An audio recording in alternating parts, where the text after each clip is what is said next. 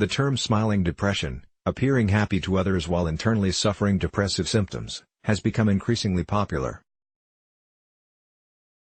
Articles on the topic have crept up in the popular literature, and the number of Google searches for the condition has increased dramatically this year. Some may question, however, whether this is actually a real, pathological condition.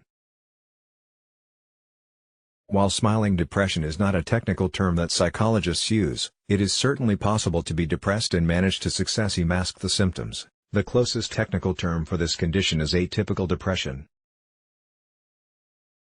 In fact, a significant proportion of people who experience low mood and a loss of pleasure in activities manage to hide their condition in this way. And these people might be particularly vulnerable to suicide. It can be very hard to spot people suffering from smiling depression. They may seem like they don't have a reason to be sad. They have a job, an apartment and maybe even children or a partner. They smile when you greet them and can carry pleasant conversations. In short, they put on a mask to the outside world while leading seemingly normal and active lives. Inside, however, they feel hopeless and down, sometimes even having thoughts about ending it all. The strength that they have to go on with their daily lives can make them especially vulnerable to carrying out suicide plans. This is in contrast to other forms of depression, in which people might have suicide ideation but not enough energy to act on their intentions. Although people with smiling depression put on a happy face to the outside world, they can experience a genuine lift in their mood as a result of positive occurrences in their lives.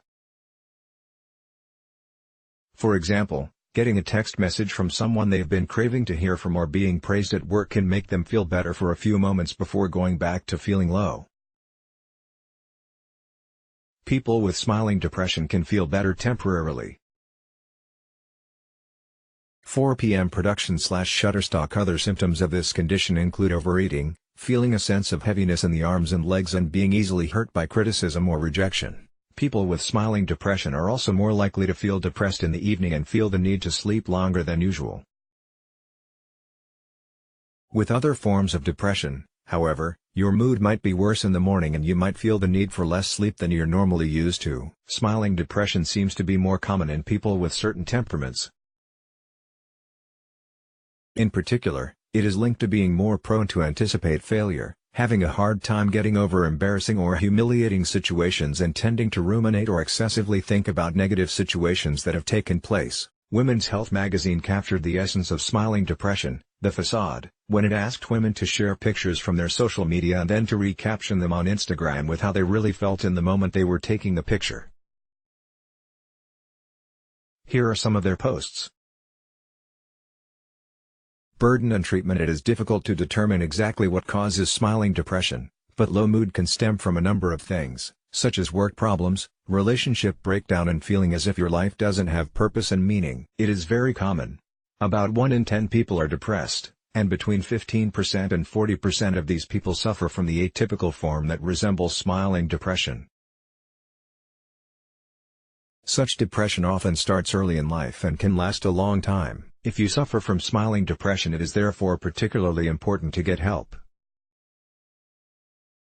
Sadly, though, people suffering from this condition usually don't, because they might not think that they have a problem in the first place. This is particularly the case if they appear to be carrying on with their tasks and daily routines as before. They may also feel guilty and rationalize that they don't have anything to be sad about. So they don't tell anybody about their problems and end up feeling ashamed of their feelings. So how can you break this cycle? A starting point is knowing that this condition actually exists and that it's serious. Only when we stop rationalizing away our problems because we think they're not serious enough can we start making an actual difference. For some, this insight may be enough to turn things around, because it puts them on a path to seeking help and breaking free from the sloughs of depression that have been holding them back. Exercise and meditation can help. Yuganov Konstantin/Shutterstock. Meditation and physical activity have also been shown to have tremendous mental health benefits.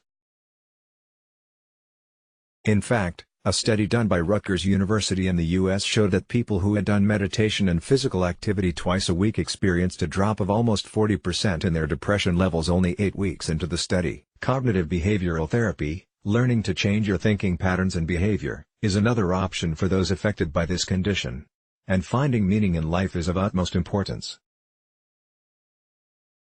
The Austrian neurologist Viktor Frankl wrote that the cornerstone of good mental health is having purpose in life. He said that we shouldn't aim to be in a tensionless state, free of responsibility and challenges, but rather we should be striving for something in life. We can find purpose by taking the attention away from ourselves and placing it onto something else. So find a worthwhile goal and try to make regular progress on it, even if it's for a small amount each day, because this can really have a positive impact. We can also find purpose by caring for someone else.